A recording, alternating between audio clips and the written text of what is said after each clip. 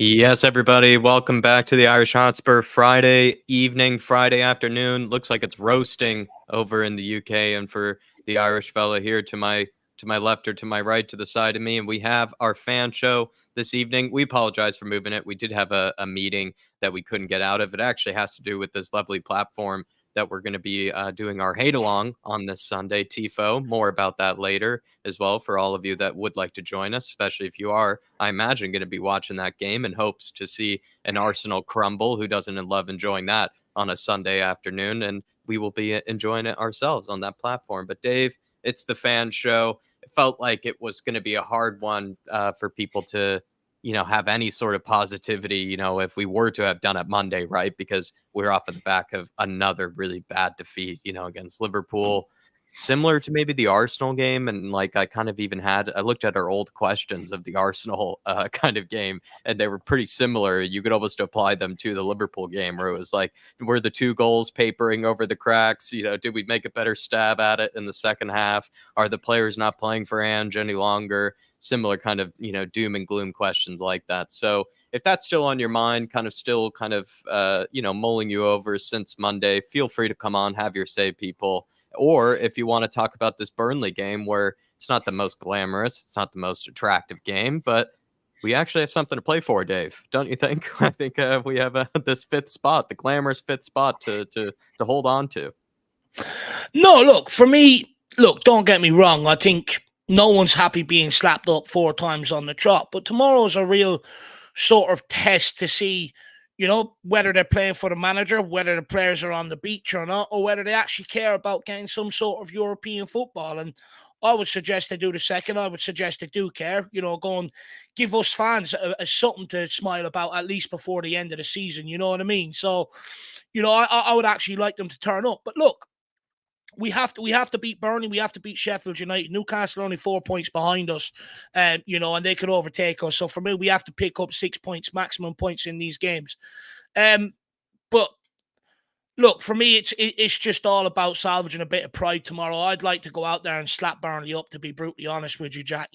Score a few goals by them and restore a bit of pride. So let's see what tomorrow sort of unfolds. But it'd be nice to end off the season with a little bit of momentum heading into next season. I think what's been exposed over the last 4 games is that we're going to play this way regardless. And when you look at the trends in the Premier League, a lot of the Premier League, especially at the top of the table, are playing like this, and they go for each other in this sort of manner.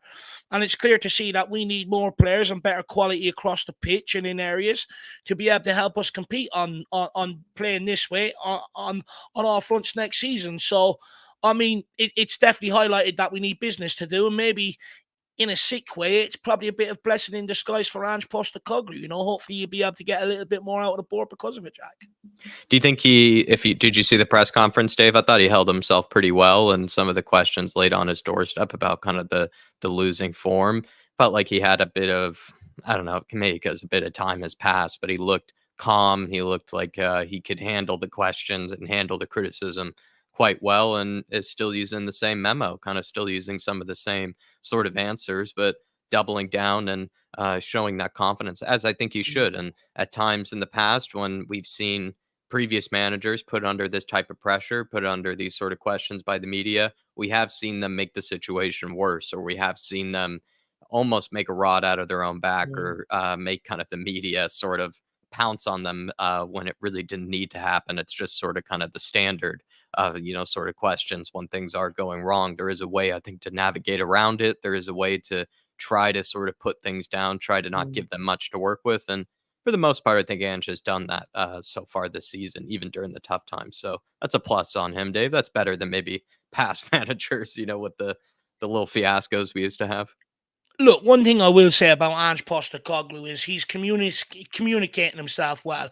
And people can sit here and pretend they don't like about it. They do. When Conte left in the manner he did, everybody hated it. When Jose sort of, had things to say, everybody hated it. So the way the manager sort of communicates and gets his messages across to the fans do care about. And I'd argue he's handled the pressure a lot better than what Antonio Conte or Jose Mourinho have done to a degree. And he communicates a lot better with us than maybe what they did. Yeah, I definitely agree there. Well, everyone, I think we're gonna get to the chat here, and then I'm gonna ask Dave some of the questions on that we might be going with our first guest of this evening, Shawn. But anyone else that wants to come on and join this queue this Friday evening, feel free to do so. Please chat Spurs with us before we go into this Burnley game, and also as well, like last chance to get a big win before we have to take a drubbing before Man City. We've gotten very used to and very accustomed to the very big defeats, and we will have to take another one, swallow another one this Tuesday evening, I think, against Man City. And then, but this tomorrow afternoon, we will try to get a win. Let's try to get a win before we have to take another one. So there is something to play for here. Mark, we'll get to your question later about what the TIFO platform is. Really do appreciate, though, your curiosity. Spurs GC TV says, good evening, guys. Hope you are well. Good to see you, Spurs GC TV. Phil Coys is in the house as well. Hope to see that big man tomorrow. And Spurs GC says, all I'm wanting is for us to get enough points to cement fifth spot, and we can finally say this year has been an improvement. I think fifth spot, if most Spurs fans would have, absolutely have taken that, they would have bitten your hand off for it. And it's not really ended in the most, I think positive of ways, or the most showstopper type of ways for Ange Postecoglou, but still to finish fifth spot ahead of Pochettino, Ten Hag, so many other managers, so many other big clubs around the Premier League, I think is a huge achievement. And some of them are actually on their second season or their third season, some of the managers that he's finished above as well. And he gave Aston Villa a very good race. I think Aston Villa have shown to be kind of a similar team to us in plenty of ways, even with their recent sort of embarrassing loss, right? Dave, they've kind of have shown to be a very rocky team, just like ourselves. So Yeah. I think you and I would have definitely taken that if you had asked us that at the beginning of the season. Be funny to react to that video, maybe at some stage. Maybe we'll do that for the members. Yeah. We'll react to that video from our predictions. Big up to User Gamer. Big up to Jason Bell, the one and only Jason Bell, who really I saw liked your video as well with the Plymouth supporter, Dave. Colin Turner says, if we don't beat Burnley and Sheffield United, we don't deserve European football. I don't think anybody deserves European football if they're losing to Burnley or Sheffield United on the season. I think that's a good quote to go by. Mark as well says, can we still watch the watch along on YouTube? I think no, it's going to be exclusively on there. I'll explain it in a bit, Mark. Sorry. Paul Brown says, evening, Dave and Jack. Fair play, attempting to keep the momentum. I don't think it's us trying to keep the momentum. I think it's just part of the the fan show. The fan show business. We like to hear somebody else, rattle on about Spurs, somebody else give their opinions and their thoughts on the situation that we may have. And it's not always easy. There's not always the best of things to talk about, Paul, but big up. Good to see you in the house, as well as MV Joker Davis, another member as well. Terry Wright's in here. Good to see you, Terry Wright. And David Granola as well. Great name, David Granola. And then MV Joker Davis says, Ange just needs to get his players in, and next season will get much better. And with luck, we should not have such a drop off at the end. Luck with injuries. So many different things I think did really sort of rattle this season, and did take it off sort of the rails a little bit. Plenty of things that you could point to. Some quick questions though that I came up with here, Dave. We do have Shawn as well as one and only Daniel Larson, Daddy Larson in the background. I'm sure they know what they would like to talk about, but the questions that I have for you, first ones are kind of the summer plans for Spurs and Ange. I think you and I had a really long kind of conversation on that in that live show yesterday. So I'm not sure if you had anything else to add to that, but some other questions I added was maybe in mind for the Burnley game. Vincent Kompany, someone that we used to be in that short list this last summer. Plenty of other managers that were on that short list. I think Vincent Kompany, has he shown to be a much worse manager than Ange? Both progressive styles of play. Has he sort of embarrassed himself in comparison to Ange?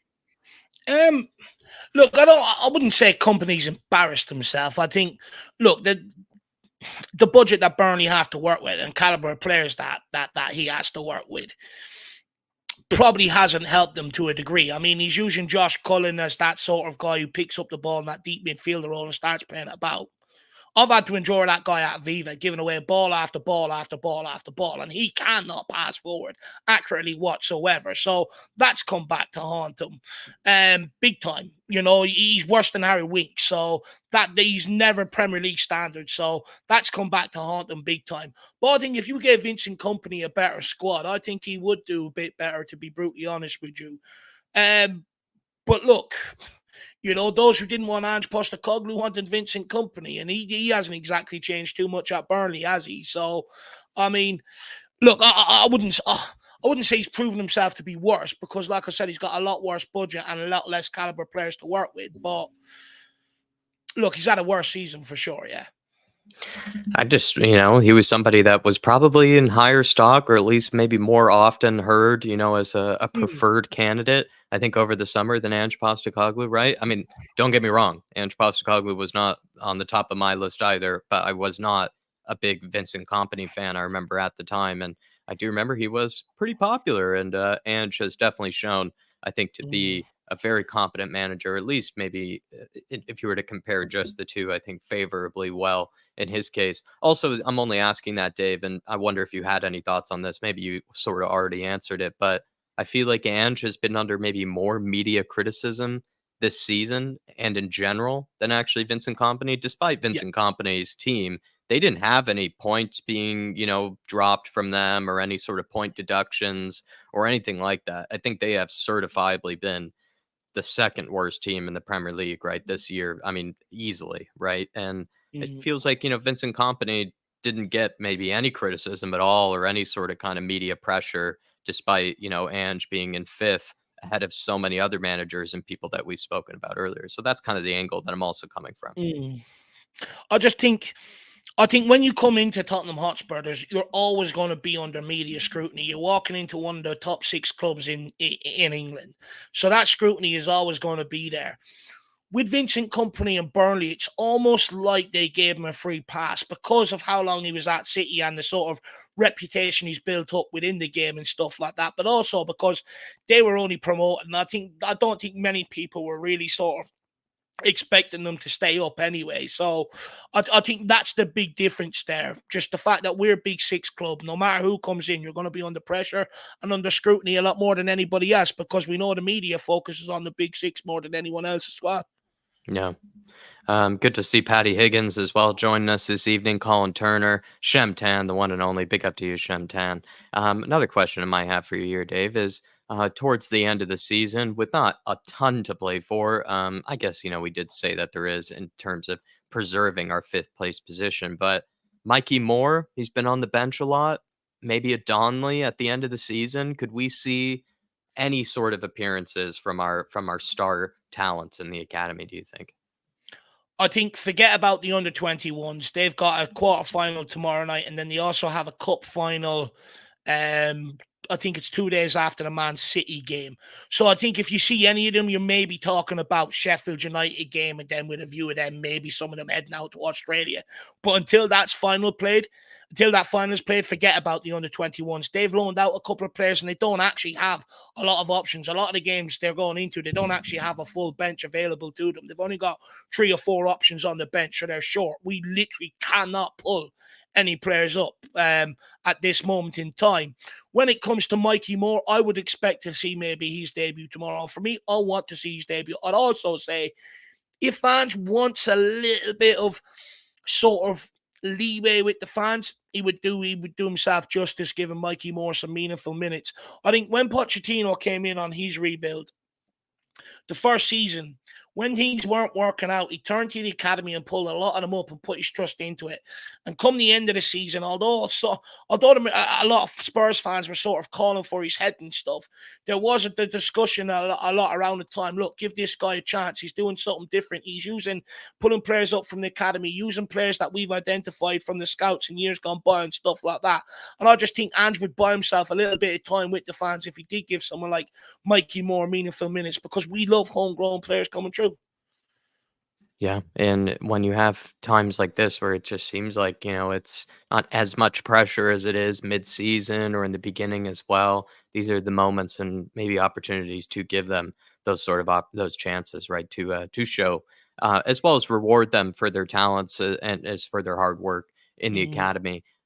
Last one here, Dave, and it's one that I probably saved for you to annoy you. Ange potentially seemed optimistic about Skip as left back. He didn't completely throw away the conclusion, or didn't completely throw away the suggestion, should I say. What did you make of Ange's lack of reluctance to play Skip at left back potentially for this game? I mean, anyone that knows me or has listened to anything I have to say over the last few years, I have a huge problem in repurposing players, because all it does then is, if, come the summer, they'll go, you want a left back? Well, look, actually, Skip done an all right job there. So I'm not, we won't go for a left back this summer. And then come the season, Skip won't put in a good run of games when it's required at that position. It comes back to bite us in the ass. We have to stop doing this at Tottenham Hotspur. Granted, he came off the bench and put in a good 15, 20 minutes. Fair play to the guy. But that's the first time in quite some time. And anyone that's calling for him to play left back, I do not understand.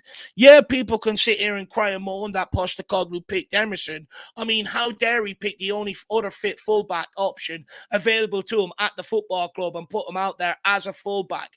And I think, he's doing that also to make a point. He's not here to play centre midfielders at left back and get one of them to fill in at right wing and shit like that. It's not sustainable.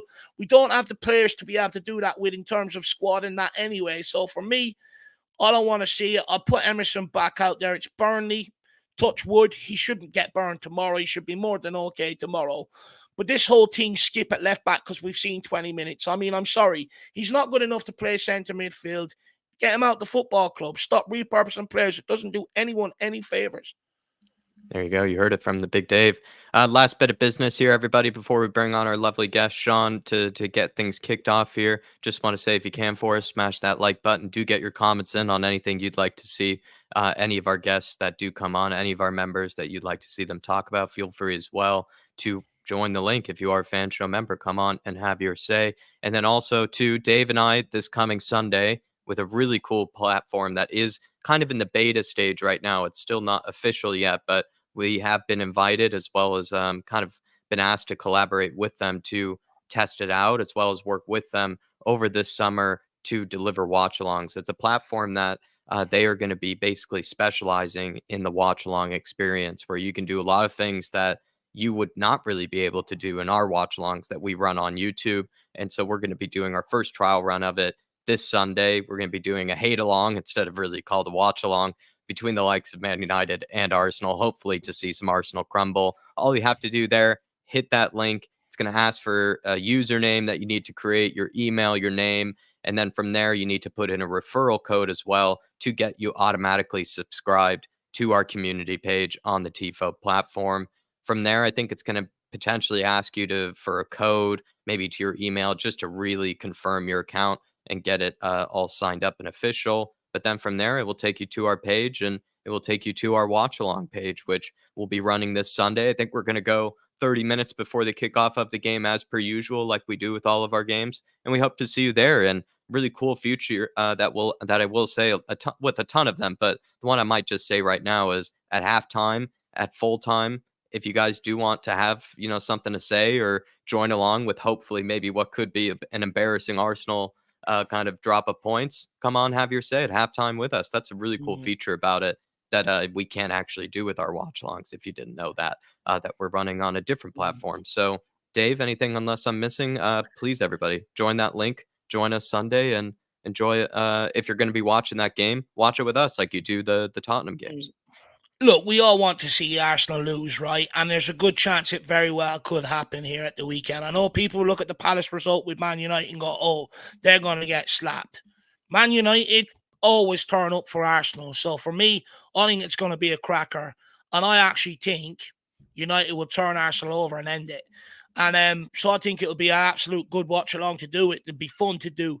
Now, the average sort of people, content creators, the average sort of members they have is about 150. Now, I don't want your boys to be embarrassed, so please, at least if we can get 100 of you guys over, that'll be an absolute awesome start for the first one.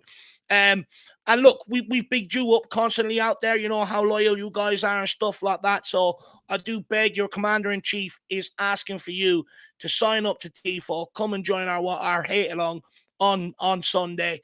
And let's all rejoice in Arsenal's misery. And we're just sort of trial running it, and giving feedback on it and stuff like that. But we do want you guys to come over and join us. So please, if you find yourself Sunday watching the game, get your account ready for TIFO. Like Jack said, you can come on at halftime and have chats with us. Might be able to get one or two on before the game as well.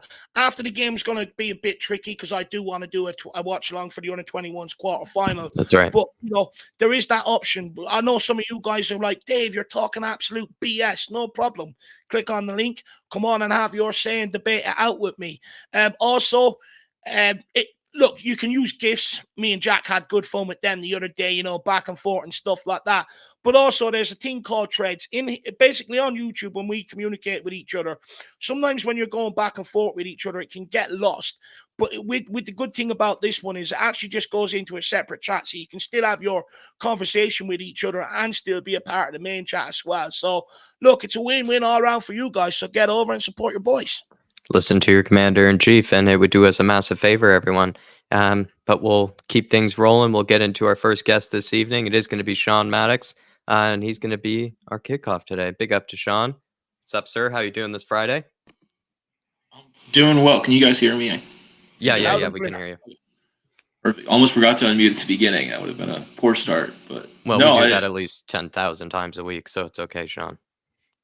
Yeah, no, I think after a bit of time, I don't feel as bummed out about the kind of run of results. Again, I think I was really kind of soured in that first half. I was almost glad that I was at the airport traveling, so I was only watching on my phone.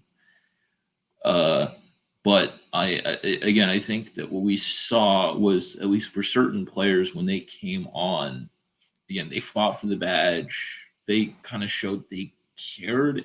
And again, I think that gave me some hope for kind of going forward. Is that it's not a complete capitulation in that regard. Again, I think we saw certain players really, like, again, Richie came on. He ran after every ball. And again, I think that's what we want from these subs. Again, if you're only playing 30 minutes and you're not full out sprinting on every ball, I don't understand what you think you need to conserve energy for. And again, I think that doggedness kind of showed what we get out of Richie that we don't get out of a lot of players in this squad. Is every week Richie goes out there and he runs as hard as he can. Yeah. And again, that's, some people want to get rid of Richie, and I'm like, no, that's the best mentality on this squad, other than maybe kind of Romero and Vicario. It's someone who will fight for that badge regardless. Again, we need another striker to kind of compete. Because again, Richie's not, he's not a Harry Kane level striker. But we don't want to get rid of those guys that, regardless of the number of minutes they're playing, they're out there working hard and kind of show they care about being here. Do you know what, when it comes to Richie, he sort of leaves himself open for the conversations of should we cash in on him if we can get what we've paid for him and stuff like that, because of his availability for Tottenham Hotspur over the last 2 years, which is a bit of a problem. However, that guy, I agree with you. He leaves it all out there when he plays, regardless whether it's off the bench or whether he's starting. And I do agree with you that it's a good mentality. But where I'm at with it, it's like, look, I argued against selling Harry Kane because I didn't back the board to go and replace him. And they didn't. I don't think we should be looking to sell Richarlison either, to be brutally honest with you, because, again, I don't back the board to go and bring in two strikers this summer, which is what is needed. For me, I take the third option. I think you keep him around for another year. You go and bring in a striker that's better than him, or, give great competition for his place up front. And then you lay down it to Richie. You're like, look, you haven't been available the last 2 years. Get yourself fit and available for the whole season, and let's see what you can produce, and we'll talk about it come the end of the third season. That's where I'm at with it, Shawnee.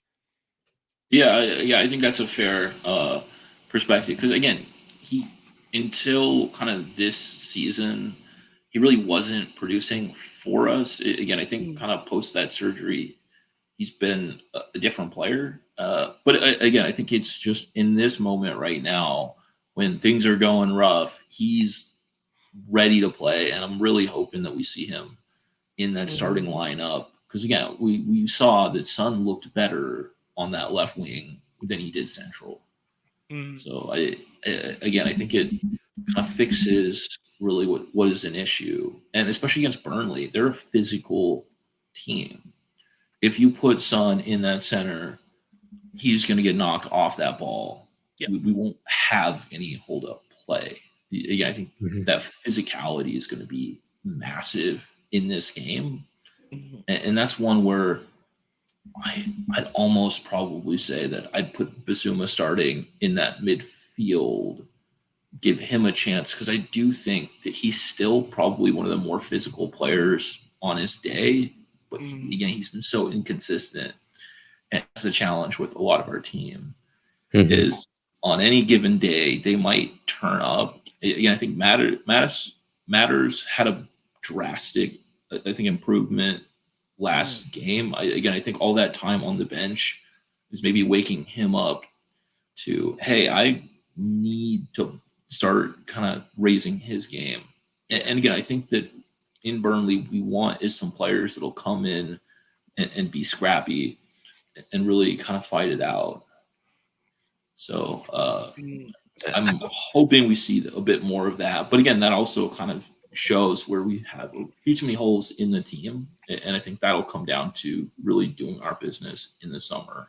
Because again, I think Bissouma is the best option now, but Bissouma 70% of the time just isn't that player.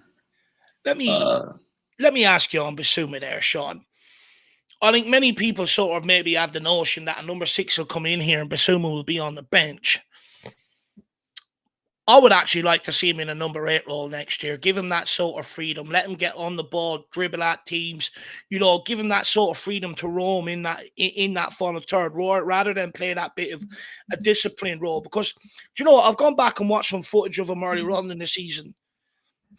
We have one hell of a player on our hands if we can just sort of bring that out consistently.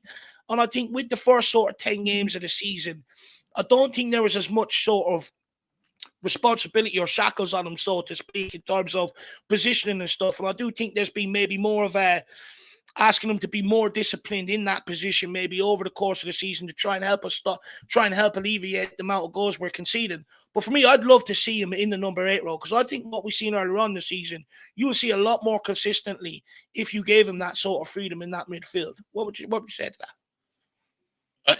Again, it's clear that he doesn't fit perfectly in that 6 role in this system, or he at least needs some competition to kind of get him to raise his game regardless. I mean, again, I think that we need reinforcements in a lot of positions.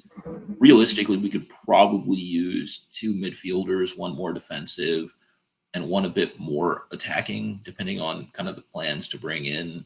This also is never fit and available. We just need to sell him at this point.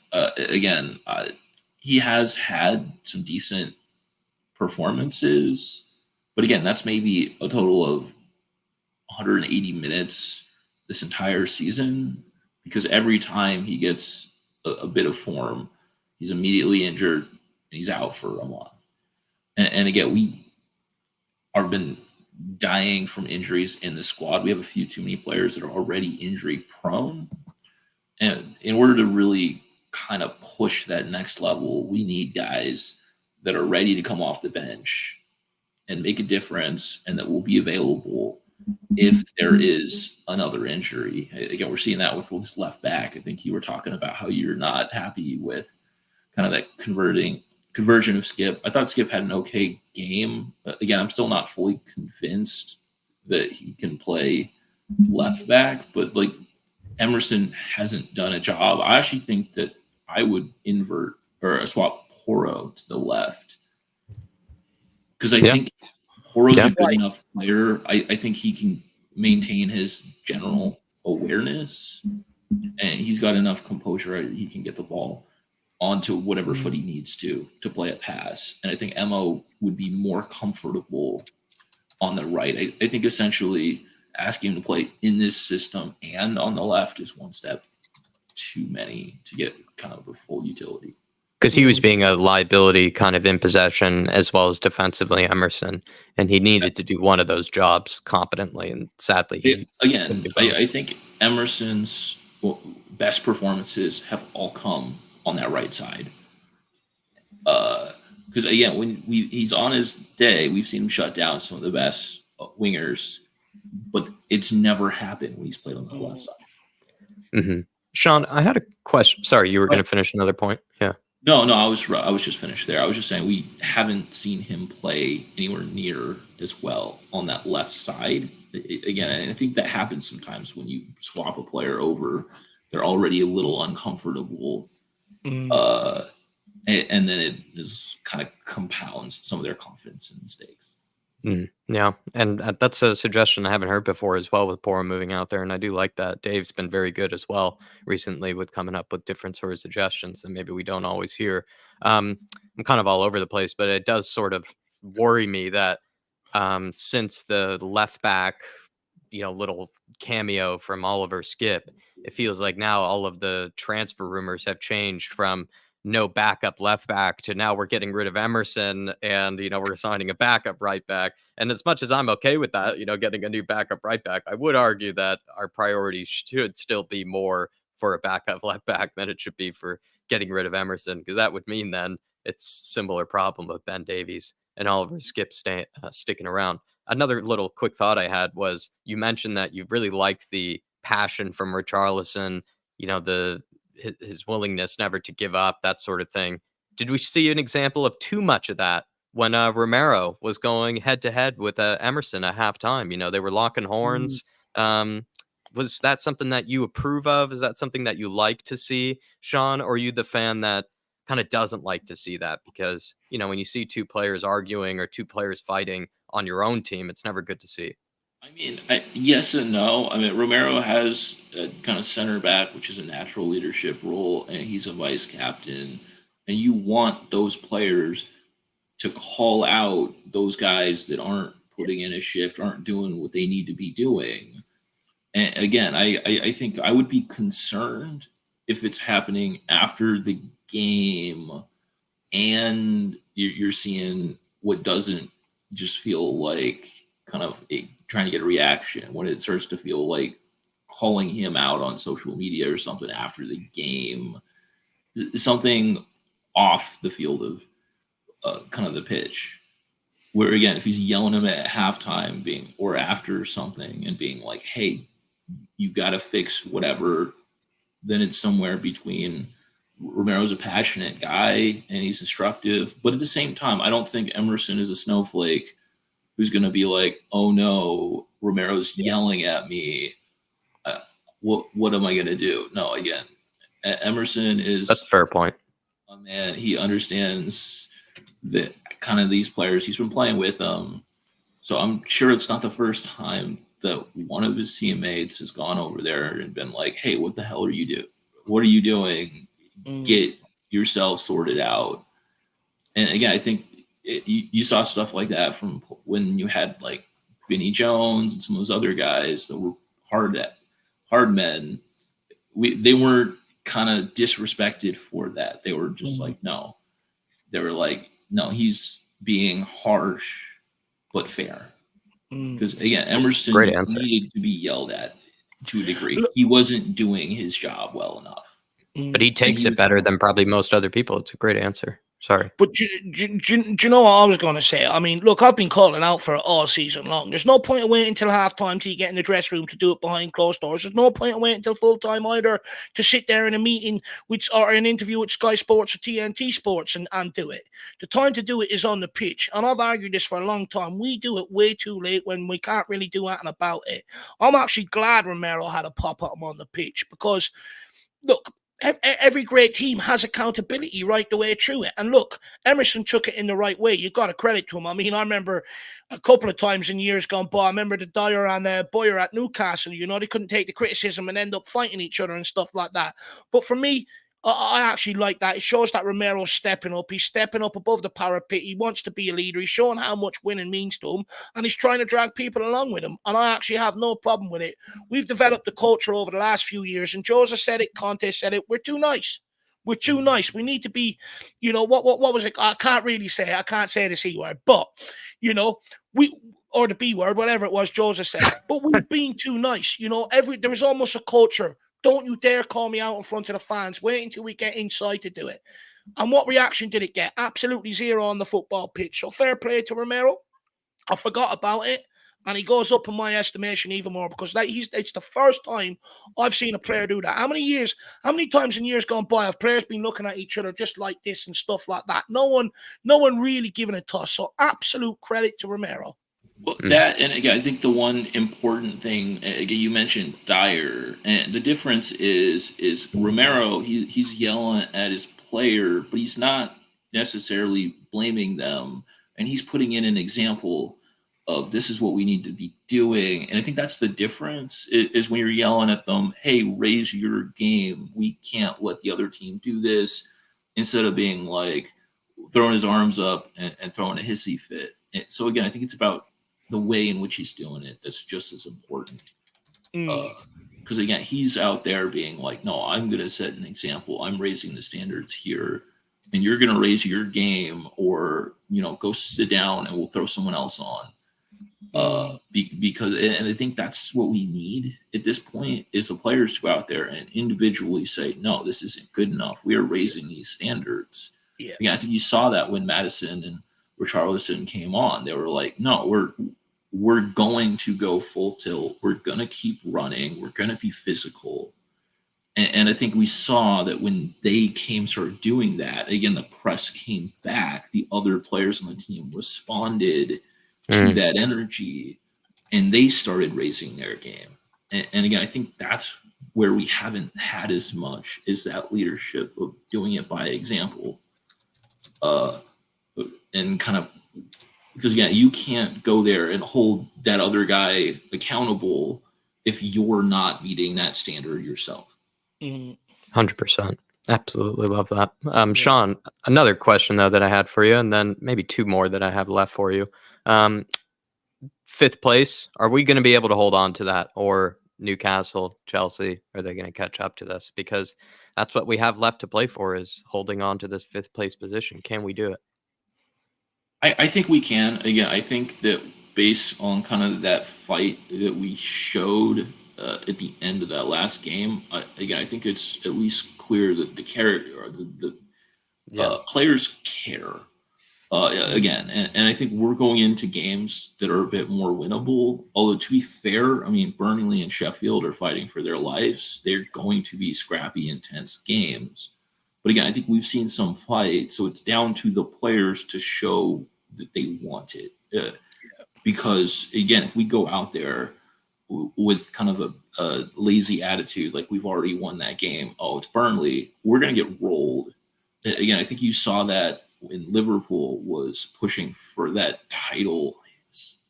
It was against like Wigan or Stoke. And they came out, they were like, oh, we're going to try and ratchet up this scoreline.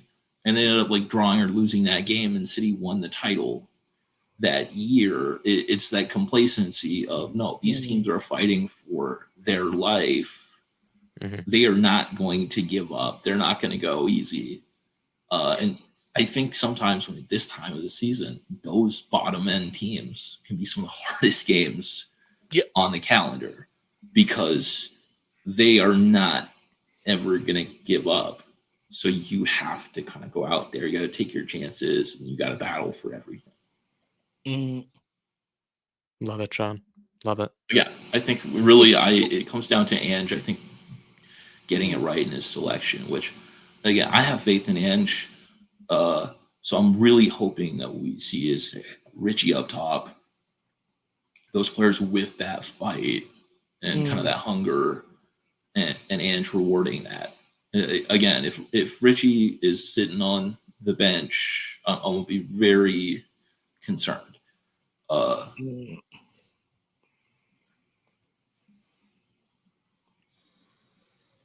I lagging? No, I thought you were going to say something, Dave. Sorry. Hello? Yeah. No, we can hear you just fine. Dave, yeah, I thought you were going to say something. Okay. No, look, well, It's hard to know because someone said in the chat there that, you know, I think Richarlison's been ruled out of the Brazil squad already. I'm not sure how true that is. Like I said, I haven't really seen much today because I was over with my my dad today all day. But yeah, here it is here. Brazil boss Duval confirms Richarlison has a calf injury and will also miss the Copa America this summer, which has not been yet made official by the club.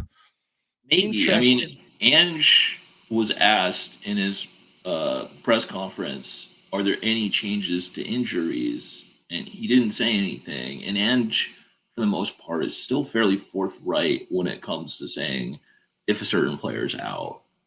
So I think I'll have more faith in Ange than whatever the random Brazilian manager is.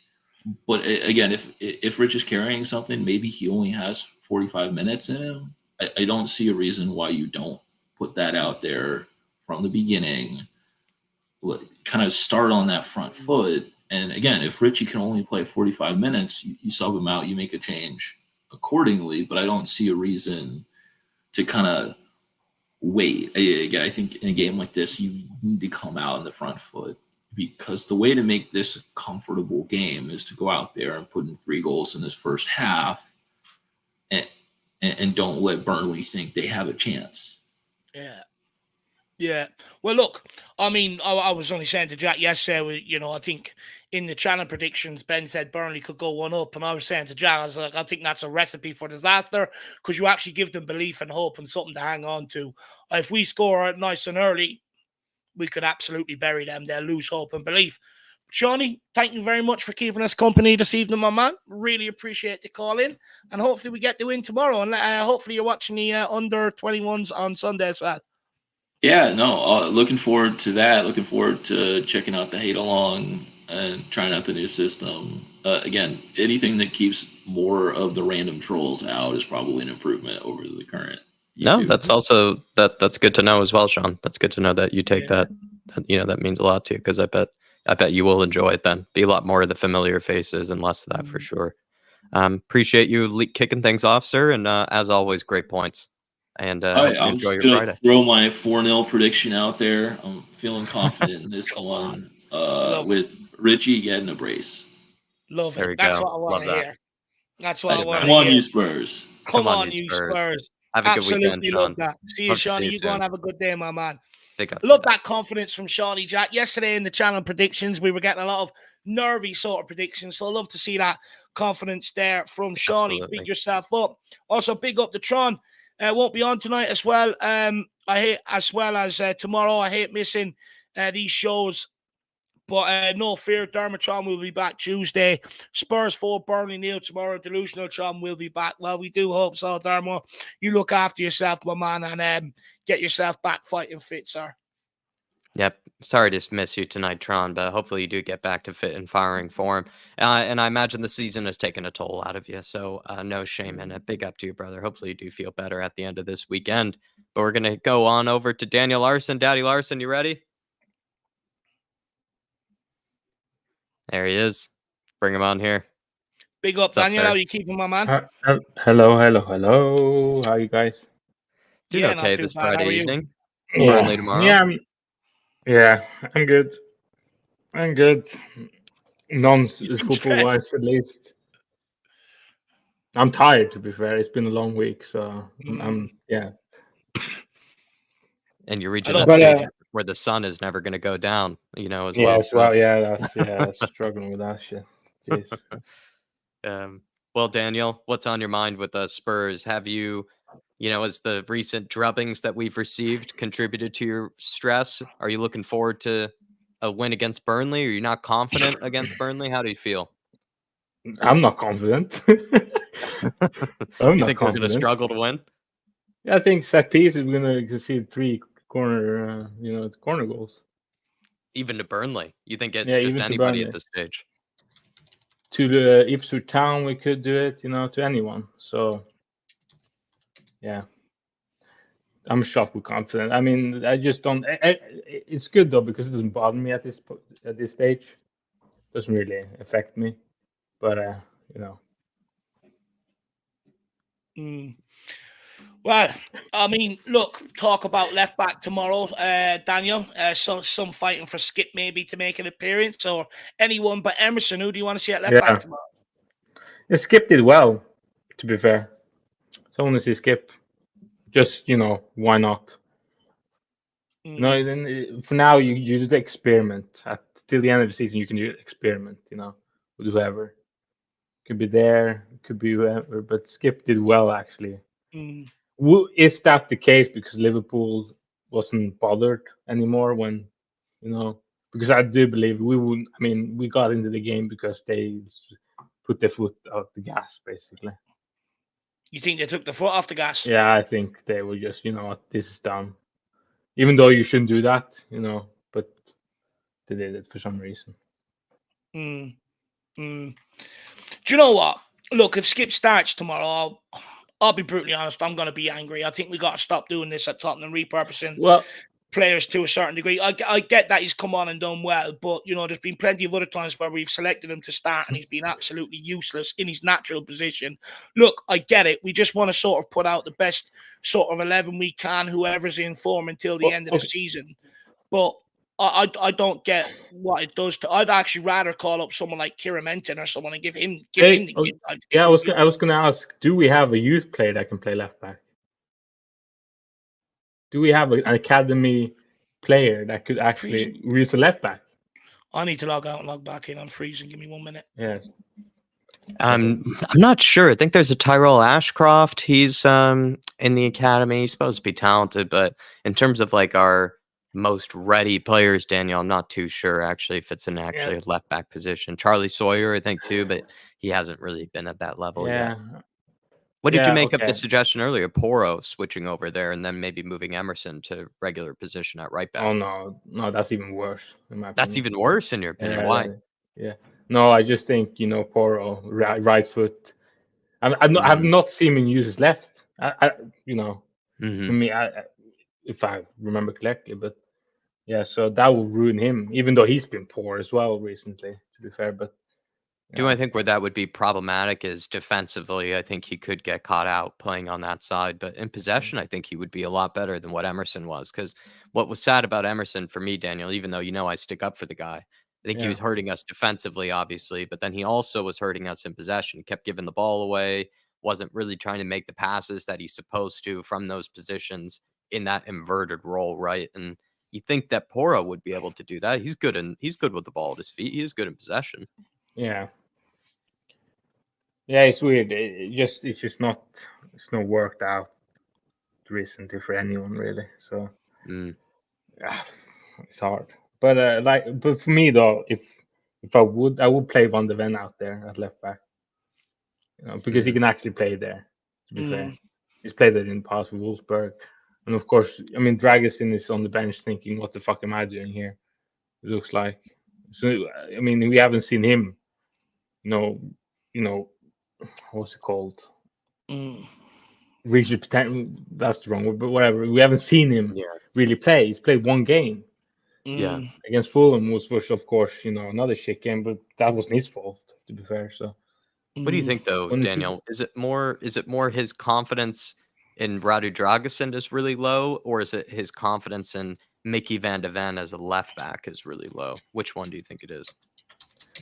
Well, it wouldn't make sense to me to be confident in Van de Ven as left back because I've seen him. You see him at the centre back spot when he does, at the ball with his feet, running forward, dribbling past players. He can do that, and I haven't seen a cross really, but you can invert if you want to do that. So it's more Dragusin's probably not ready yet, for me. Which is weird because why would you buy him then? Why wouldn't you wait to the summer to buy him then if he wasn't ready? Do you know what it is when it comes to Dragusin? I actually think he might have started against Liverpool, or his agent came out and opened his stupid mouth, and I think that goes against him completely. Because if I was Ange Postecoglou, like when you look at Guardiola at City, Klopp at Liverpool, how often do you hear any of their players, if all, any of their players' agents come out and say that Klopp should play this team to get my client in the team and stuff like that. It does not happen. And in order to stamp this out, Postecoglou has to stand his ground. And I think that's exactly what he done against Liverpool with Radu Dragusin. Yeah, 100%, definitely. I mean, his agent talks all the time. It looks like just he wants to get involved. It's one of those in the background. Oh my, hello, I'm here. You know. So, kind of annoys me that he understand. just thinks his client is like some young Pedri or like Zaire Emery or like some player like that. Even not even that level. He would need to even be better than that to get the sort of conversations that he's getting out of his agent. It really is problematic, and I think it only is going to hurt his career, if you ask me, because he has to then live up to that sort of hype and that sort of praise that the agent is giving. The agent saying, "Oh, every manager should be bending over backwards, basically, to be playing my guy." And if that's the case, then he should be good enough, And if he ends up not being good enough, then you're actually hurting your player because you're drawing all this unneeded attention and sort of expectation on him when he's only a very young and unproven still kind of guy. Like, it's just so much risk, so unnecessary, in my opinion. And you know what? Like, let's not forget, his agent didn't really want Dragusin to come to Tottenham in the first place. He was the one that sort of brought Bayern Munich into the table, and that's where he originally wanted him to go. When Dragusin first signed, I remember him making some sort of narky and sarky comments and stuff like that, and I don't like it. I think Dragusin needs to get rid of his agent and bring in some other guy. I think it'll suit him. But you know what, Daniel? I do hear the arguments, putting Van de Ven out of left back and bringing in Dragusin, but we already tried that. We got slapped up by Fulham 3-0. Van de Ven didn't play. Van de Ven wasn't available. Left back, but Dragusin did play left-sided centre-back, which is what everyone wants to do, bring him in there. But it didn't work against Fulham. Yeah, but that one-off game, you can't really judge a player on one game. But everyone says, I get it, right? But everyone says, oh, Ange needs to play Dragusin at left-sided centre-back. Let's have a look. But we did have a look, and it didn't work. And I know we can't say blame it on one game, but when he starts putting balls out over the sideline and stuff, that's stuff we seen Eric Dyer do, and we end up going up and getting beaten. And that's exactly what happened when Dragusin started doing it. Yeah. There's so much. I don't know. I don't know, to be fair. What are your thoughts on the midfield, Daniel? Lo Celso, Dave's favorite. Everybody wants him to play. What do you make of that? Do you want him to play? Are you a little different to Dave on that one, or are you kind of in a similar boat with Lo Celso? Lo shit, so I call him, so I'm on the silver ball. So I think I know your thoughts then. Yeah. No, that guy. I mean, he's an anomaly for me. People are upset that Ange isn't playing him. What do you make of that? I don't understand. I mean, of course, okay, sure, give him a game, sure, but for me, it's not going to change for me, I don't think it's going to change anything. This guy can't lift the ball up. He can't get it off the ground, and his passes are it's like slow motion. I know he had scored some good goals there, but again, everyone can do that at times. Skip scored a fucking good goal at one time, so for me, it's just that ball is sailed. That ball is in, the world's end at this point. It just no. And I know Madison be shit, but not him. No. Then you put Donnelly there. Then put youth. Use the fucking youth. But it's too late, Daniel, because the youth players are now playing in their respective big games. I think he's got a quarterfinal. I mean, do you think Ange has missed his opportunities this year to play these younger guys? That's the only I could really criticize Ange of is why haven't he played any youth players this season? Not one of them. Even Chelsea the other day. What's his name? That right back who completely had Son in his pocket all game. You got all these kids having their time of their lives for whoever team it is. Liverpool with all these and whatever. United with Manu, whatever his name is, coming in, and we given no one a fucking chance. When we had all those injuries, it just doesn't make sense to me, and that really pisses me off because that's the future, and they deserve a chance. Instead Sounds of like I'm hearing the Norwegian Dave here with this frustration over the lack of youth. I think Dave would very much agree with you. I mean, just to add to that, Dave, at all, do you think Ange did miss his opportunity, or was it inevitable that we weren't going to get as much of the appearances as we would have liked? What do you think? Is it something you would also criticize Ange with? Because Daniel seems pretty upset about it. Look, it is something I've criticised Ange with. I think there was an opportunity when we had all them injuries to bring some of these guys in, and use them to a certain degree in some games instead of going with some players that we have constantly seen. Although we've seen them for years gone by, and we know what to expect. I get that. I understand that Ange has to sort of look at them and make up his own mind. But what he should have done is brought them in, given them game time off the bench, and create competition. So now that when we do get our full players back, you've got either youngsters snapping at their feet, or they've pushed the squad players on snapping at their feet, and you probably wouldn't have gone through the period we've gone through. But by not doing that, and this is my best 11, and I don't really trust many more players outside of that, it leads to complacency. It allows to happen, and I keep saying this, unless you create competition, this is going to always happen. Daniel, my last question for you. What's your score prediction for this Burnley game, man? Because it didn't sound like you were very confident. So we need to win. So are you going to tell me we're not going to win? If we don't win, Newcastle will finish above us if we don't win tomorrow. I agree. So we have to. So you know what? Fuck it. 3-1 win. Let's go. Son hat-trick. Actually, 3-0. We're going to keep a clean sheet as well, just for laughs.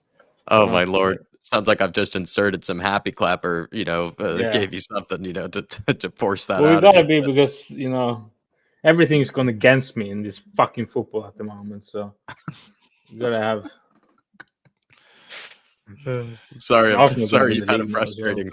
Sorry you've had a frustrating week, Daniel, and I can tell the football hasn't made it any easier.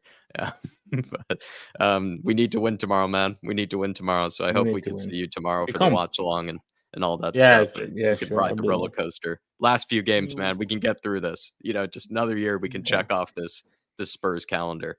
Big up to, man. And also, like, when City play us, I'm gonna full on Haaland kit on me, and everything, like fully City, and all that.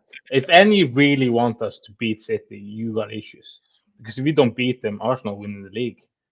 I'm sorry, they're not losing. So City need to win all the games. So there you go. So I think it was King Hoddle or Donovan. Dave said they are memorizing all the lyrics to the Blue Moon or whatever it was for Man City, which is not a bad idea. Not a bad idea. Well, Daniel, we appreciate you, man. Thanks for keeping us company as well this Friday evening, sir. And hope to see you later for this weekend for all the other games. Sorry, I was my brain is slow today, so I was a little bit shit. But there you go. I'm sorry, but it's Friday, Daniel. It's the end of a busy week for everyone. It's allowed to be slow, my man. I'm slow today as well, so don't worry about it. Yeah, that's us every day, Daniel. We just don't say it, so that you guys can't tell. But it's us all the time. Big up, Daniel. Appreciate you, sir. Hope to see you tomorrow and for the rest of the weekend as well. Yeah, big up, guys. Enjoy your weekend, my man. Yeah, you too. Take care. Have a good one. Bye-bye. Everyone, big up Daniel in the comments. Very frustrated, and I get it. I understand it. It's been not just only a long week. It's been a long month of hidings, to be brutally honest. So I do understand it. Just quickly, Iceman. I mean, I can't speak for everyone, but me personally, I wouldn't, and I've made that abundant and clear. I've said this in years gone by. I can tolerate a youngster who's finding his way into the game, learning. I can tolerate a mistake here and there from a youngster. What I can't tolerate is from a guy that people tell me is a seasoned pro, a good player, reliable, dependable. Can't tolerate it when it's every single, it's 50-50. They can either be good or they're going to be absolutely atrocious and cost you. So I do have the patience to blood youngsters. And judging how fans reacted when Pochettino went and turned to it, I think many more fans would have a bit of patience, because there'd be a lot more understanding around the situation. When there is no patience is when you see Davies fucking up, Emerson fucking up, people like that on the periphery of the squad coming in and just messing up. That's where I can't tolerate it. My man, big up, Iceman. Hopefully that answers your question, sir. But look, another guest, one more guest to go. One more guest to go this afternoon. I imagine it's going to be more of an afternoon call for this guy, Allan. See if he can be the closer this evening. See what he has to say before Burnley. Team Tottenham Go is his channel, so make sure you get over there and check it out while we're having this conversation. Al, how are you keeping, sir? I'm doing well, boys. How are you doing? It's wonderful to see you. It's good to see you, my man. Very good to see you. Look, I'm just waiting for the game tomorrow, to be brutally honest. I just want 3 points and goals galore, Al. I just want a change of what we've seen over the last few weeks. Yeah, absolutely. You and I kind of mentioned it. We were chatting. I'm concerned about the Burnley game. I refer to them as kind of like a dog backed into a corner. They have to win both their games, and I think Luton has to lose or drop points. So I'm not sure what the math is on that, but I know they definitely have to win their games. So they're going to come in and, their coach is coming out and saying they're going to come all out for us. And judging by the way we've been playing, we've been on the beach for a while. We kind of have not had the strong mentality. And I don't know if that's because people are starting to get confused with what Ange is looking for in his system as the wheat separates from the chaff, or is it that they're tired? Did they have too much to drink the night before? What's going on? But we definitely have to win tomorrow. Definitely have to win tomorrow. It would be horrific if we lost tomorrow. It would really. We can't lose to Burnley. We just can't lose to relegation side Burnley. If we lose tomorrow, do you think that's it with Ange's sort of in terms of the Tottenham fan base? You think they'll wash their hands with him if we get beat tomorrow? I think the people that are already Ange out will just be louder. But I'm not an Ange out person. We haven't really given him even a season yet. And look, we started off strong, and he's implementing his style, and he doesn't have the right players for his style. So I can't fault the guy for trying his best in his first season. A loss would just simply mean that I think it reiterates that we need different players. We need to start getting rid of the deadwood, and we need to rebuild in the summer. And my expectations will go up next season when he has had a couple of transfer windows, when he's had the players that he wants to have, not the players that Conte, Stellini, Mason, and Mourinho wanted to have. He's not playing with a full deck here. He's playing kind of hamstrung with whatever players he inherited, and aside from a couple that he got in the winter, in the winter time, that's it. So we've said the same though with Jose and Conte, right, Allan? And isn't it important then that Ange is allowed to then get rid of some of these guys, or just see this process through? Because when Jose and Conte had similar issues, felt like they weren't really given that sort of excuse, or maybe that time or that patience. I think Jose and Conte are win it now coaches, and I think that they didn't necessarily need specific players. They ask for players. They want big name players because they want to win right now. Ange has a long-term plan, which I think is why Levy wanted him in the end, because he saw a plan. And look, it took Levy all these years to build the stadium. He's a long-term thinker, and I think Ange is a long-term thinker. We can't expect short-term and stability all in one season. No coach is going to do. Pep didn't do it. Klopp didn't do it. There is no coach that's going to come in their first season and produce something higher than fifth all season long. It's just not going to happen. And I question anyone's expectations of a coach who hasn't even had an opportunity to have a full season yet. So if he comes in fifth, I think that's great. Mourinho didn't come in. Well, what did he come in? He didn't come in. I think he came in eighth in his first season. And Conte got us into Champions League, but Conte came in later and kind of steered the ship a bit, and he had that new manager bounce, and that was enough to get us over the line. But nothing I ever think felt finished with them. Everything sort of felt still kind of like halfway through whatever area or whatever distance we were trying to get to. And it does feel like a similar point with Ange, where all of a sudden he's reached, maybe a moment of, kind of uncertainty amongst the fan base, and for a variety of reasons. And oftentimes we didn't give a manager much longer. They didn't have that sort of guarantee that, we will give you time to figure things out, to solve the problems that maybe you've run into towards the end of a season. Felt like, then they weren't given much longer. Do you think Ange, even King Hoddle saying, I'm giving Ange another full season unless we drip or drop dramatically? I think he's sort of referring to like the next 10 games in the second season, right? If we have a poor start to the second season, would you still keep your faith in Ange? That's kind of being talked about a lot with Spurs fans. Yeah, maybe it's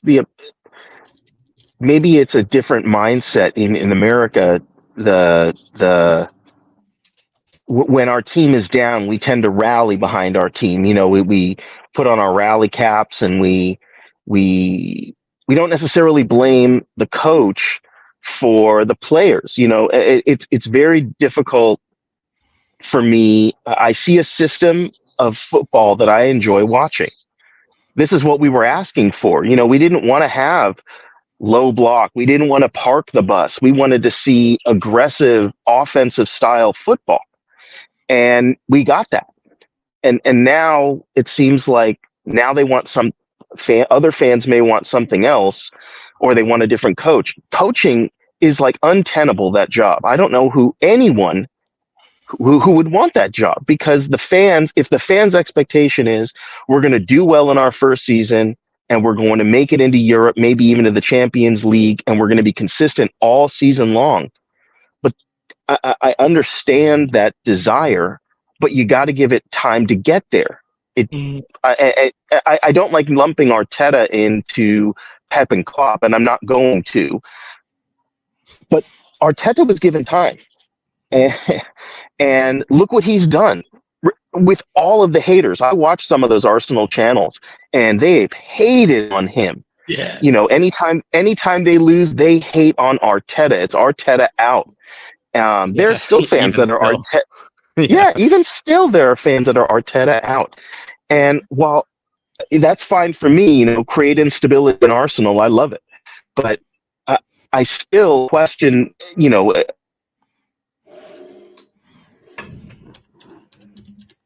Oh, is it me that's lagging? No, I'm still Did I here. lose you guys? I hope our fans haven't gone so far that they give Ange the time to prove that with the right, his system works. It's worked more. I don't see why now, but even say it's not Premier League blooded and it won't work in the Premier League. Well, let's just give the guy time to out himself. I mean, people are considered new hires work for less than a year. They're still learning everything, getting their footing. Is this just me, Allan? I think Allan, you might be lagging out a lot. Yeah, He'll come back in. I could make out what he was saying. I think, look, he's basically saying that we need to give Postecoglou a time. There is going to be hurt, there is going to be a little bit of pain, but in order to come out the other side, you got to give that manager time to build it and stuff. But sorry, I'll go on there. Keep going, my man. I was enjoying that. Fantastic. Oh yeah, I was just simply saying that I would hate. Let's say the fans went out and Levy feels the pressure and it's Ange out and it's gone. What kind of precedent are we setting here? I that's a precedent that maybe only Real Madrid and Bayern Munich have. And I understand wanting to play like and think like a big club, but we're not there yet. We don't have we don't have that yet. I hope one day we will, but we don't have that yet, and that's okay. We're in the building phase. We will get there if we give some stability to our players and to our fan base. Let's have a coach who can get a few years to establish himself. And it's still good looking football. It's just not the right players. And I don't necessarily blame the players for not fitting Ange's style, because Ange has a very specific way and not everyone is going to fit that way. So I would blame them more if they need to be moved on and they choose to stay. I would be like, what the hell are you doing? You've been given an opportunity to leave to go somewhere where maybe your play style fits better. If for example, I pick on Ben Davies, and I don't mean to, because he's a good guy and I think he's a very smart individual. But let's say Ben Davies, who's hung around for a long time, maybe his play style doesn't fit Ange. Maybe he can go get some time somewhere else and actually start. Look at Eric Dyer. Eric Dyer is like a wall right now for Bayern Munich. I know they lost. It wasn't Dyer's fault against Real Madrid, but they came back. They beat Arsenal. And Eric Dyer was like a stalwart in that line. He was making it look amazing. And regardless of what people may think of the Bundesliga versus the Premier League, a different style and a different system fit Eric Dyer when it didn't fit Ange's style in the Premier League. And I think there are plenty of players that will go elsewhere and have success elsewhere. They just need to move on. I need them to be willing to move on, like Emerson Royale. With his links, was it to AC Milan? Is that who wants him? Yeah. What a plot twist that he gets to go to Milan and not Danny Rose. I know. Poor Danny Rose. I miss those days of Danny Rose and Milan instead. Yeah, I miss those Danny Rose, Kyle Walker days. I miss those days. And if we could have them back, I would have them in a heartbeat. But so anyway, that's how I feel about it with when it comes to Ange out. I'm not an Ange out person. I think if we set that precedent where in less than a season, if the coach hasn't got everyone firing on all, regardless of the pool of players that they have to choose from, that they're supposed to make them all stars and that they're going to be kicking ass all season. I just don't want to set that kind of precedent. I want to be supportive of my team. I think it does a disservice and it's harmful to the system and to our team if we create that kind of expectation right now. Yeah, it can be, but that's kind of what Dave and I often do to our team each and every season, is put that sort of expectation and that sort of happy clapping kind of, maybe hopes and dreams onto them. And then that just seems to crash and burn every single time. Wemberley has sent in a super chat here, Alan, and I think this would be a great sort of hybrid. We can talk about your channel, but then also talk about what you maybe have in plan for the summer for Spurs. He's saying, "Evening, boys. I enjoy the off season. Less stress and no defeats. Bring it on."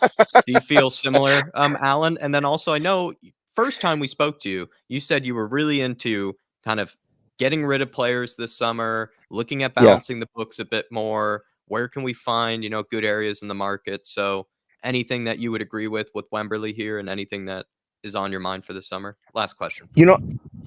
I would almost say that it's not going to be as less stressful, because shortly after the end of the season, we go on tour, right? We're in Korea and Japan, and we're going elsewhere. The boys don't have a lot of time off. Is a concern for me, actually, that we don't have a lot of time off, and they're going to be doing a lot of traveling, and they're not going to have that recuperative, regenerative time off that some other players will have. And if we make it into the Europa or into some other Europe league, then we're going to have less time off during the season. So I just have to hope that Ange picks the right players, and that Levy and co do a really good job early in the summertime, removing the deadwood from the club. We really have to get rid of a lot of players. There's so many surplus to requirements players that have to move on. And I'm worried that if the only concern I have with Levy is if he starts to get stuck on let's say £5 million between acceptance and not accepting. I think it's important because of the volume of people we have to get rid of. He needs to be a little more flexible and get those deals done, get them out, make the room that's necessary for Ange to bring in the right players for his system. And I don't really even know who the right players are for his system. I mean, we can call out players we want, but I don't know how they're going to react to Ange's system yet. So, because we haven't given him enough time. We haven't given him enough transfer windows to really digest the Ange system to know this is an Ange player. I can't. Maybe you guys know? Do you guys know who would you say is an Ange player? Look, it's a good point you're making. We don't fully know. Maybe Dave has a better idea because of his time with Celtic. Look, I don't fully know, but look, first and foremost, it's got to be a good character, right? They've got to live their life right off the field because Ange believed that sort of then translates itself into on the field. You're looking at a player with a lot of energy, can get about the pitch, is mobile, but most importantly, technically efficient. What we can't have is some donkey coming into some position because he can tackle, but he can't do the other side of the game. They have to be technical first and foremost for the system to work. When we're playing out from the back, when we're inverting, all of the components are there for some nice link-up play and stuff like that, which Jack actually made a point. To a degree, we've seen against Liverpool up until maybe the midfield and the final third. We've seen some good intricate playing stuff. So it has to be a player that's technical, but can also handle the ball in tight situations. And with the way Ange plays, you're always, a lot of times next season, you're going to come up against teams that are playing very similar to the way they have against us at the back end of the campaign. We can't be sitting there making excuses. Oh, Maddison can't play in tight spaces. We need to free him up. I'm sorry. Ronaldinho could play in tight spaces. Zidane could play in tight spaces. Ronaldo could play in tight spaces. Messi could. Eze can. Elise can. I'm not having that excuse for Maddison. You just got to do it. Before, they're the two things I would say: technical and a good character. What about speed? We found and endurance. Because we found, I'll take Brennan Johnson. Brennan Johnson's very fast, but we saw that he was, by the 65th minute, he was gassed. But he's built up over the course of the season. And I'm hoping for some players that, because it seems like it's a shock in Ange's system. The high line forces players to really run a lot more than I think they're used to running. And I think he expects his defense to move up. He expects his forwards to come back. And I don't know a lot of players like that. I do want Eze. I would say I think Eze is the right player. I think we actually have a pretty good shot at him because we were linked originally with Danny Olmo. I don't think we're going to get Danny Olmo, but I think that does make it easier for us to get Eze. But we need a left back, and I've been saying it before. I don't know who. There's just a shortage of left backs, quality left backs, and I don't know who we would bring. Who would you guys bring in for left back? A lot of people have looked at Anthony Robinson, our fellow Yank, Allan, and then as well as Ryan Ait-Nouri is someone I've really liked. This might sound Kirkej, I like at Bournemouth. Yeah, Kirkej was the other one that was mentioned as well. A player that's sort of been a bit of a journeyman recently, but has at one stage or another, I thought was a very good kind of technical left back is that guy Angelino as well. He was at Leipzig for a while, did pretty well. Something for maybe some reason I'm maybe missing, but he's been a bit of a journeyman kind of going around different clubs. But of course, we're talking about a guy who we'd like to know that can, replace Udogie in the best way possible. But Allan, quickly, I just want to say one thing to Wembley. One, sorry to disappoint you, but we've got a postseason friendly against Newcastle. So we could end up suffering a defeat in the off season. I'm just saying, Wembley won. I'm just to be saying, honest. don't shoot the messenger. No. Yeah. You shouldn't have. Maybe Wembley didn't know about that game, Dave. So you really probably have made it even worse for him here. I'm sorry, that's- Wembley. Really. Hopefully we can get some revenge. Jeez. And Allan, will you be talking about anything this summer that you might, be interested in transfer wise or something like that? We would love to give it a plug. And anytime you might need us for a video or something like that, feel free to reach out if you ever want. I would love that. For something. Thank you. But yes, absolutely. This summer, any ideas for the summer for your channel? Yeah, I mean, along with this, I do a little short segment on this week in Tottenham Hotspur history. I also want to go deep into the transfer market and figure out. I got to learn the Y Scout tool, but I want to go more into who the rumors and whatnot, and kind of dig into them a bit. And I'm trying to figure out who an Ange player is, because I think that may be partly why the fans are frustrated. Is we look at our players and we say, well, which one's an Ange player, which one's not an Ange player, and in that respect, we don't blame the players as much. Or when I say blame, we don't put enough pressure on the players. We're putting a lot of pressure on Ange. And I think Ange is doing exactly what Ange expects to be doing and what Levy expects Ange to be doing. I think it's not a comfortable situation to be in when we're not winning all the time. But it's never a comfortable situation to be in when you're not winning all the time. But we're fifth. And even with all of our losses, we're still fifth. I mean, so I hopefully everyone kind of puts it into perspective, has a summer to kind of take a breath. Hopefully we're in Europa and we can look forward to, that Thursday night games. Yeah. And look forward to that. Take the path of Bayer Leverkusen. Look what they've done. They've kind of carved a path.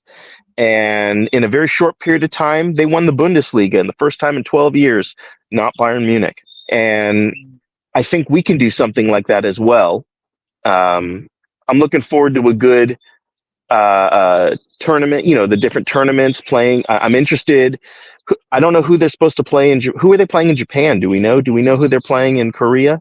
I don't know yet. No, I have no idea yet, Allan. You might even be well ahead of us. Shows how unprofessional we've been of recent. Can we get a score prediction before we let you go? I'm predicting a 3-1 win for Tottenham. Got a lot of 3-1s. I think Burnley's going to put one in because of the pressure. They're going to put a lot of pressure on. I wouldn't be surprised if they were the first to score, but I think we're going to come back strong because Ange is going to expect them to win. And not to contradict Daniel who was on before me, but I want us to win at Manchester United. Man City. I want us to beat Man City. I want us to win all of our games. And I think that's an important mindset to be in, regardless of who wins. If Arsenal wins, Arsenal wins. I don't see how that's a reflection on Spurs.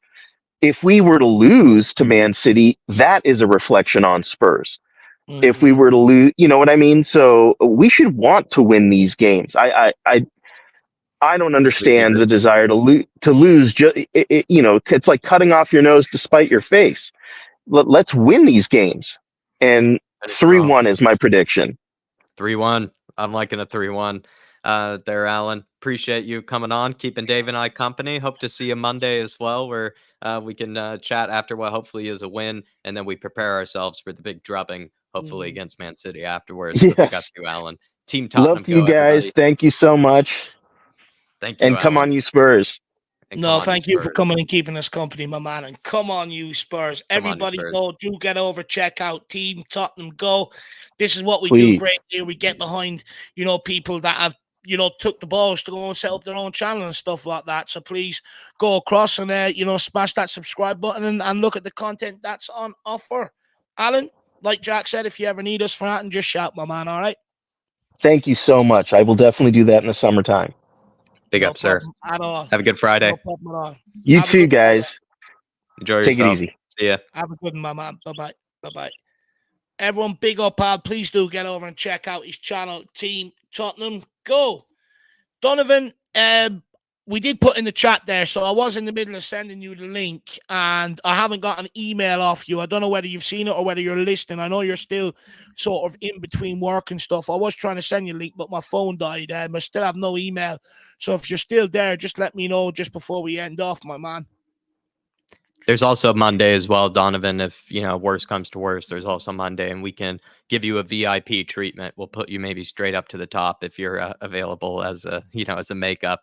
Also as well, appreciate you coming back to us after a good little disagreement in the last watch along. So we appreciate you, Donovan, wanting to coming on and have your say. I'm not seeing any messages from him. I put him in the chat as well. He did say he was on the clock in work anyway. He did say yeah. So if he's maybe listening, though, Donovan, or if you listen back to it, Monday, sir, VIP treatment from Dave and I. We'll put you straight up to the top if we can, and we'll give you. And even if you come in midway or something like that, we'll ask if maybe some people can make room for you, considering you did want to come on. And that's right, King Huddle. We never stop. But Dave, any final words from yourself before we embark on tomorrow? Tomorrow, pre-match build-up, watch along Sunday. Do not forget, we need you to get over to Tifo, create your account, and support your boys in the hate along. Basically, last thing I'll say on it is it's just a platform that they're trying to build specifically for watch-alongs to make it more interactive. You can use GIFs. You can the way sometimes when you chat with each other, it can get lost. That'll put you into a separate chat while you can also maintain the main chat as well, so you can have good back and forth and really get to know each other a bit more. But also, you guys can come on at halftime and come and have your say with us as well. That feature is also available. Jack has been very kind to put everything in here. This is the link that you click on to get over and make your profile. You put in your username, your email address. Then you also put in the referral code FLATCAP as well. So that's the referral code FLATCAP. It'll take you straight to our channel over there, and it'll just click attending on the watch along as well, and then it'll notify you when we do go live with that. But look, we do want a lot of support for that Sunday. Hopefully we can enjoy Arsenal and a few tears. That would be absolutely lovely. So, guys, if you could get that done, that would be awesome. Apart from that, I suppose we'll see you back here tomorrow. I'm going to get an early night tonight because I'm absolutely shattered. My dad had me out gardening, painting, everything else in the sun. And boy, am I tired. He gave you almost like a Shawn Burnley treatment is what he gave you there, Dave. He broke you. Everybody, please, please, please, it would help us out massively. Last thing I'll say, hit that link. Please sign up. We would love to see you there Sunday. If you are just watching it, on your own, looking for someone to watch it with, it would do us a massive favor. And it's something that we're going to continually do throughout the summer as well with other big games. And it's free. It's also a new platform that I think is going to be better than the YouTube platform when it comes to these watch-alongs. So it's something we actually believe in. So it really would do us a massive favor. And please, we'll see you Sunday. We'll see you tomorrow, of course, first for the pre-match build-up. I'll be getting up nice and early to join Dave. And we hope to see you all there. Bring your coffee. Bring your energy. Let's get a win tomorrow. Come on, you Spurs. In the big Ange we trust. We never stop. See you, everybody. Everywhere we go.